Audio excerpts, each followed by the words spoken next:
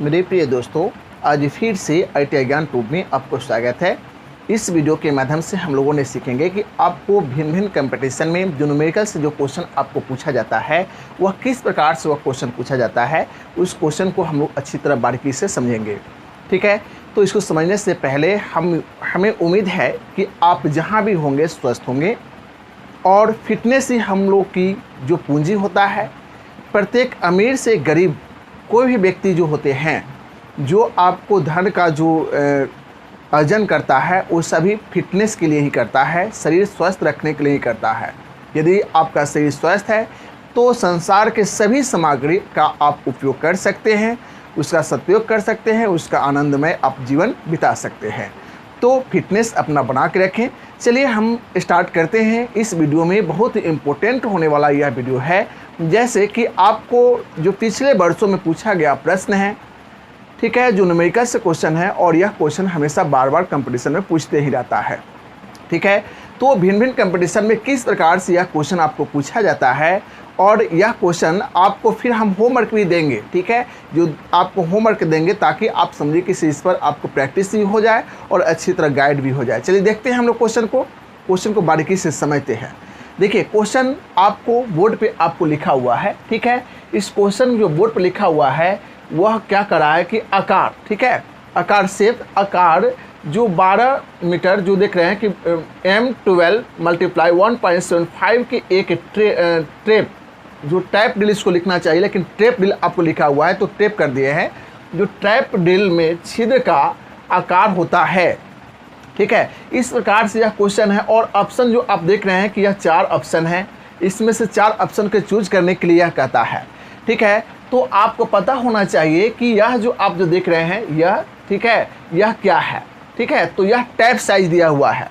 M क्या है कि यह टैप साइज है, और यह क्या है, यह आपको पिच है। ठीक है, तो यह टैप साइज आप नोट कर लीजिए कि टैप साइज क्या है।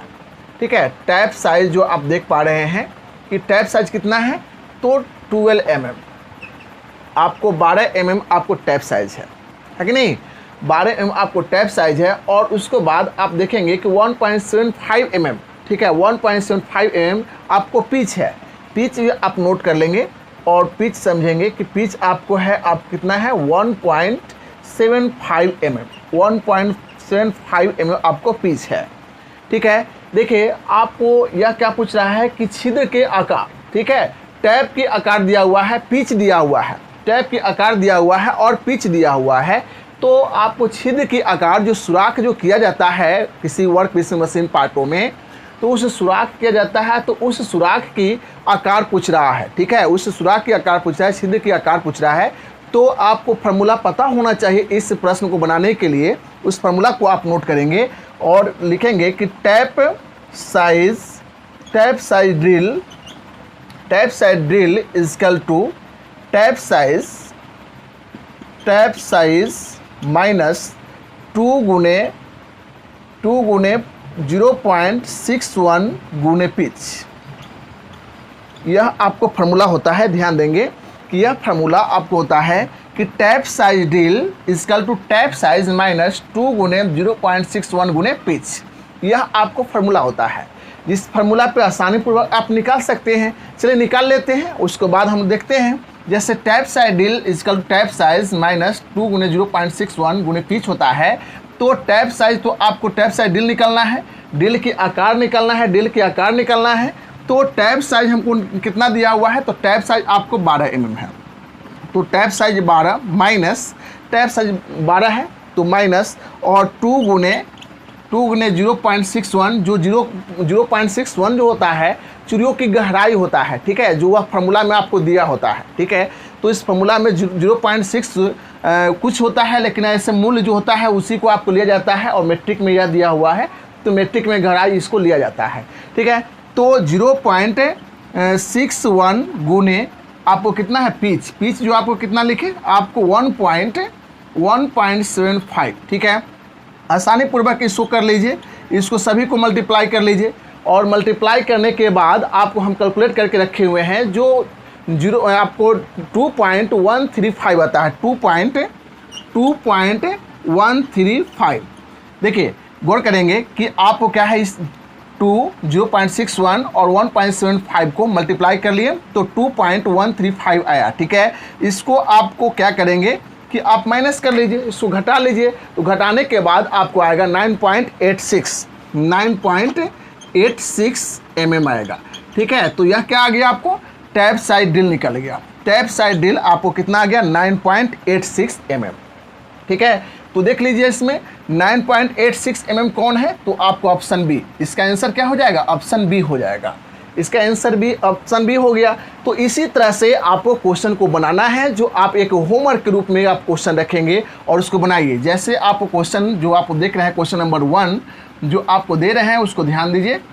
जो M10, ठीक है, M10 नहीं, आपको हाँ M10, ठीक है, मल्टीप्लाई 0.75 जो पिच आपको रहेगा। ठीक है, इस तरह से यह इसको आपको टैप साइड ड्रिल ही निकालना है। उसी तरह से आपको क्वेश्चन फिर बनाना है, जो M16 जो 1.25 जो पिच है।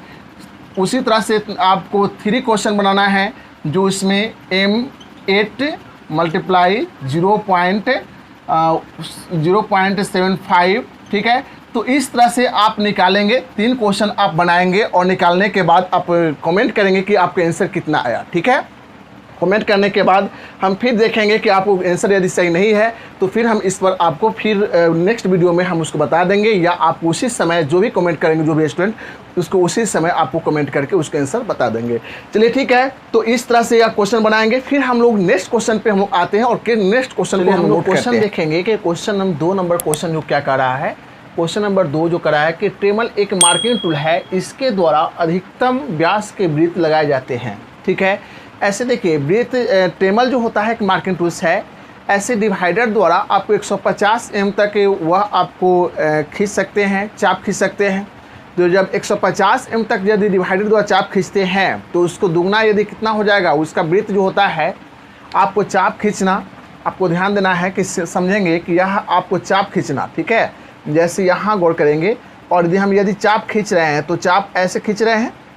ठीक है, तो चाप जब खींच रहे हैं, यदि मान लेते हैं कि डिवाइडर द्वारा हम लोग जानते हैं कि 150 mm तक वह चाप खींच सकते हैं। ठीक है, और यहाँ 150 mm तक चाप खींच सकते हैं, लेकिन यह जो आप गौर करेंगे, यह 150 mm जो डिवाइडर है, वह उसके समझिए कि जब हम उसको सर्किल करेंगे तो पूरे दुगना हो जाएगा यह चाप। इस साइड से भी चाप खींच देंगे तो क्या हो जाएगा, पूरे समझिए कि इससे कितना हो जाएगा, इसका व्यास जो होगा यहाँ से अब जब जाएगा बीचों बीच, तो ये क्या हो जाएगा, यह बीचों बीच जो है गौर करेंगे कि बीचों बीच जो समझिए कि आपको यह गौर करेंगे कि यहाँ से इधर भी चाप खिंचाया गया, इधर भी खिंचाया गया, एक वृत्त बना और यहाँ से वृत्त से एक लाइन खींचे, तो यह क्या है, यह आपको व्यास हुआ, तो व्यास दुगना हो गया। तो 150 mm की यह आपको डिवाइडर द्वारा 150 mm का, ठीक है, 150 mm का अधिकतम व्यास, आप अधिकतम व्यास जो होगा उसका 150 mm से दुगना हो जाएगा। मतलब चाप आपको इधर 150 mm और ये दुगना हो जाएगा, तो आपको 2 से गुना करेंगे तो 300 mm हो जाएगा। ठीक है, यह 300 mm हो गया गौर करेंगे तो 300 mm यह क्या हो गया, डिवाइडर द्वारा हो गया। लेकिन ट्रेमल जो होता है वह 300 mm नहीं, वह 300 mm नहीं, वह आपको जो होता है कि 150 mm से, ठीक है, 150 mm से 1800 mm तक कि वह आपको बड़े से बड़े व्यास आपको खींच सकता है। ठीक है, बड़े से बड़े चाप, व्यास नहीं कहिए उसको, चाप खींच सकता है, जो 150 mm से 1800 mm तक वह खींच सकता है। ठीक है, जब 1800 mm तक खींच सकता है, या 15 सेंटीमीटर से 18 सेंटीमीटर 15 सेंटीमीटर, ठीक है, और उसको बाद 180 सेंटीमीटर, 15 सेंटीमीटर से 180 सेंटीमीटर तक वह चाप लगा सकता है। ट्रेमल जो मार्किंग टूल है, बड़े चाप को खींचने के लिए उपयोग किया जाता है। तो 150 mm से यह आप गौर करेंगे कि यह आपको 15 सेंटीमीटर से 180 सेंटीमीटर तक यह चाप लगा सकता है ट्रेमल। ठीक है, तो इसमें 15 सेंटीमीटर न्यूनतम है और अधिकतम 180 है। और हम लोग जानते हैं कि चूँकि 1 सेंटीमीटर में कितना m होता है, 10 m होता है। ठीक है, तो सेंटीमीटर में जब 10 गुना करेंगे तो क्या हो जाएगा, आपको 150 मिलीमीटर और फिर आपको 1800 मिलीमीटर, जब मल्टीप्लाई करेंगे 10 से, ठीक है। तो यह हो गया, आपको गौर करेंगे कि यह क्या हो गया, यह समझिए कि 1800 mm जो हो गया, 1800 mm गौर करेंगे, यह आपको चाप लगा सकते हैं। लेकिन क्वेश्चन क्या पूछ रहा है कि ट्रेमल एक मार्किंग टूल है, इसके द्वारा अधिकतम व्यास के वृत्त लगाए जाते हैं, अधिकतम व्यास के वृत्त लगाए जाते हैं। ऐसे आपको क्वेश्चन में जो देता है इसको समझिए कैसे, जब वह यदि यहाँ 150 mm से 1800 mm तक है उसकी चाप लगाने की, लेकिन यदि आपको 500 mm रहे, ठीक है, यदि 500 mm रहे तो यह ऑप्शन के अनुसार यदि उसको जवाब लेंगे, जैसे इसमें 900 भी जो हो 900 mm नहीं होगा, क्योंकि आपको 900 mm करेंगे तो हाफ में उसको करना पड़ेगा, ठीक है। लेकिन 1800 mm का 900 mm होगा उसका, लेकिन 500 लेंगे तो उसमें समझिए कि आपको क्या होगा कि उसमें देखना पड़ेगा कि क्या क्वेश्चन में वह 15 सेंटीमीटर से 50 सेंटीमीटर तक, 15 सेंटीमीटर से 50 सेंटीमीटर तक यदि लेता है तो इसमें 10 से यदि गुना करते हैं तो 50 में 10 गुना करेंगे तो यह आपको 500 मिलीमीटर, और 500 मिलीमीटर को आप 2 से गुना करेंगे तो यह हो जाएगा आपको 1000 मिलीमीटर। तो 1000 मिलीमीटर के आपको चाप खींच सकते हैं। तो यह क्वेश्चन जो है, आपको क्वेश्चन के अनुसार यह शो नहीं किया है कि यह कहाँ से कहाँ तक वह चाप आपको खींचने की बात हो रही है। वह 1800 mm तक है अधिकतम, लेकिन अधिकतम करा है तो 1800 mm करेंगे तो 3600 mm में हो जाएगा, 3600 mm हो जाएगा, उसके व्यास 3600 mm हो जाना चाहिए, लेकिन 3600 mm नहीं होकर आपको 1800 mm दिया। 1800 mm का कोई ऑप्शन नहीं है, तो इसलिए आपको जो क्वेश्चन के अनुसार जो आंसर जो दिया हुआ है, जो इसमें क्वेश्चन में जो आंसर दिया हुआ है, आंसर के अनुसार हम देखते हैं कि वह आपको 15 से 500 सेंटीमीटर, 15 से 50 सेंटीमीटर के बीच में यह आपको क्वेश्चन बनाया गया है, ठीक है। तो 15 से 50 सेंटीमीटर के बीच में है, तो 50 में 10 गुना किया गया तो 500, और 500 में आपको 2 गुना करना पड़ेगा, क्योंकि 500 क्या हो गया, रेडियस हो गया, 500 mm जो रेडियस हो गया, त्रिज्या हो गया, और वह त्रिज्या को दुगना होता है आपको व्यास होता है, तो दुगना कर दीजिएगा तो 1000 आपको हो जाएगा। जो आंसर इसका हो जाएगा आपको डी, इसका आंसर डी हो जाएगा, ठीक है। तो इस तरह से आपको इसका आंसर हो गया डी। देखेंगे कि क्वेश्चन नंबर क्या करा है, आपको क्वेश्चन नंबर 3 देख लीजिए। क्वेश्चन नंबर 3 क्या करा है कि डिग्री में 5 डिग्री 12 मिनट के माप क्या है, ठीक है। और इस सभी ऑप्शन जो देख पा रहे हैं, इस सभी ऑप्शन 4 ऑप्शन जो दिया हुआ है वो सभी डिग्री में दिया हुआ है, और 5 डिग्री, ठीक है, 12 मिनट को डिग्री में ही बदलना है, ठीक है। तो आपको 1 डिग्री जो होता है 60 मिनट के बराबर होता है, नोट कर लेते हैं हम लोग। 1 डिग्री जो होता है आपको 60 मिनट के बराबर होता है, ठीक है। 1 डिग्री 60 मिनट में होता है, और 1 मिनट जो होता है 60 सेकेंड के बराबर होता है। 1 मिनट आपको होता है 60 सेकेंड के बराबर होता है, गौर करेंगे। उसको बाद आप समझेंगे कि जब 1 मिनट 60 सेकेंड के बराबर होता है, और क्या है यह 12 मिनट है, ठीक है। 1 डिग्री 60 मिनट के बराबर होता है, 1 डिग्री 60 मिनट, जब इसमें 60 से डिवाइड करेंगे तो डिग्री में आता है, 60 से डिवाइड करेंगे तो डिग्री में आता है। तो यदि आप यहाँ गौर करेंगे कि ये तो है, ये क्लियर है कि 5 डिग्री है, तो 5 डिग्री लिखेंगे, प्लस इसमें 12 मिनट है, तो 12 मिनट है, तो मिनट वाला में 60 से डिवाइड करते हैं, 60 से डिवाइड करते हैं तो डिग्री में आता है, तो इसको 60 से डिवाइड करेंगे, 60 से डिवाइड कर दिए, 12 × 60, तो इसको कैलकुलेशन करते हैं, ठीक है। कैलकुलेशन करने के बाद 5 + 1/5, और जब इसको 5 प्लस इसको जब डिवाइड करते हैं तो 0.2, ठीक है, 0.2 आता है, और 0.2 में और जब ऐड कर लेते हैं तो 5.2 आपको आंसर आया, ठीक है। तो 5.2 डिग्री में 5.2 डिग्री, मिनट मिलीमीटर नहीं, डिग्री, तो यही आपका आंसर हो जाएगा 5.2, जो यह आपको ऑप्शन बी हो जाएगा, ठीक है। तो इसी तरह से आपको क्या है कि यह क्वेश्चन आपको आता है, ठीक है। नेक्स्ट क्वेश्चन पे हम लोग देखते हैं कि क्वेश्चन क्या कहता है, इसके बारे में फिर हम समझते हैं कि 4 नंबर क्वेश्चन क्या कहता है, ठीक है। देखिए क्वेश्चन क्या कर रहा है कि टार्क है ना, टार्क मतलब बल आघूर्ण को कहा जाता है। तो टार्क का यूनिट क्या है, टार्क का यूनिट आपको याद रखना पड़ेगा कि टार्क की यूनिट क्या है, तो kgf मीटर होता है। जो इसमें ऑप्शन जो देख रहे हैं कि आपको इसमें देख रहे हैं कि ऑप्शन सी जो है ना kgf मीटर, तो ऑप्शन सी ही इसका आंसर हो जाएगा। आपको याद रखना पड़ेगा, क्योंकि आपको क्विकली उसको जवाब देने के लिए आपको इसको याद रखना पड़ेगा, ठीक है। तो kgf मीटर होता है, इसका आपको टार्क का या बला घूर्ण, इसको टार्क को बला घूर्ण बोलते हैं, तो बला घूर्ण का आपको यूनिट जो होता है kgf मीटर होता है। ठीक है, तो इस तरह से आपको याद रखना पड़ेगा। नेक्स्ट है कि इसमें थोड़ा सा समझने वाली बात है, जो ये क्वेश्चन में आप ध्यान देंगे कि इसमें क्वेश्चन में क्या समझना है कि आपको देखना है कि बिजली का एक टाँकिया जो आपको वोल्टेज के बारे में बता रहा है। देखिए ध्यान दीजिएगा, टाँकिया जो 100 वाट पर निर्धारित है। ठीक है, 100 वाट पर निर्धारित है, जिसमें तथा 220 वोल्ट पर प्रचलित होता है। ठीक है, उसके बाद टाँकिया द्वारा लिए जाने वाला करंट होगा। करंट पूछ रहा है, जिसमें दिया हुआ है कि पावर दिया हुआ है। ठीक है, और उसके बाद वोल्टेज दिया हुआ है। तो पावर आपको दिया हुआ है, जो टाँकिया जो है पावर आपको दिया हुआ है। ठीक है, 100 वाट, और उसके बाद आपको इसमें दिया हुआ है कि इसमें वोल्ट दिया हुआ है, जो 220 वोल्ट दिया हुआ है। ठीक है, तो इस तरह से आपको दिया हुआ है क्या क्या कि यह P दिया हुआ है। ठीक है, जो 100 वाट आपको दिया हुआ है P, और उसके बाद आपको समझिए कि इसे V दिया हुआ है, जो 220 वोल्ट्स। ठीक है, 220 वोल्ट्स आपको दिया हुआ है।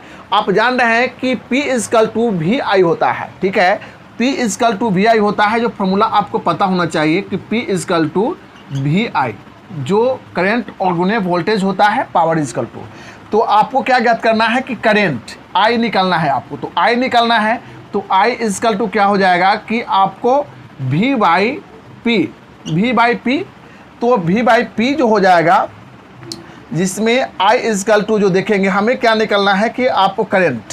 ठीक है, तो V/P नहीं, जैसे करंट निकालेंगे, गौर करेंगे, जो करंट आपको होता है P = VI होता है, तो उसमें I निकालेंगे तो आपको I जो है, यह देखिए V जो है आपको इधर आएगा, तो इधर आएगा, तो इसमें आपको हो जाएगा, यह हो जाएगा, गौर करेंगे, जो I = जो हो जाएगा P/V। ठीक है, P/V, तो P/V, तो इसमें आपको जो कैलकुलेशन करेंगे तो इसमें क्या हो जाएगा, जो P जो कितना है आपको, P है 100 और आपको B कितना है 220। इसको डिवाइड करते हैं। ठीक है, इसको डिवाइड करते हैं, कैलकुलेट हम कर चुके हैं, तो 0.454 आता है, 0.454 आता है। क्या यह ऑप्शन में है? नहीं, कोई ऑप्शन में नहीं है, तो ऑप्शन डी क्या हो जाएगा, इनमें से कोई नहीं। ऑप्शन डी जो हो जाएगा, इनमें से कोई नहीं। ठीक है, चलिए, तो इस वीडियो को आप लाइक कर ले, शेयर कर ले, सब्सक्राइब कर ले और बेल आइकन को दबा ले, ताकि नए वीडियो का नोटिफिकेशन आप तक पहुंच पाए और आप इसका लाभ उठाएं। Bye bye, take care.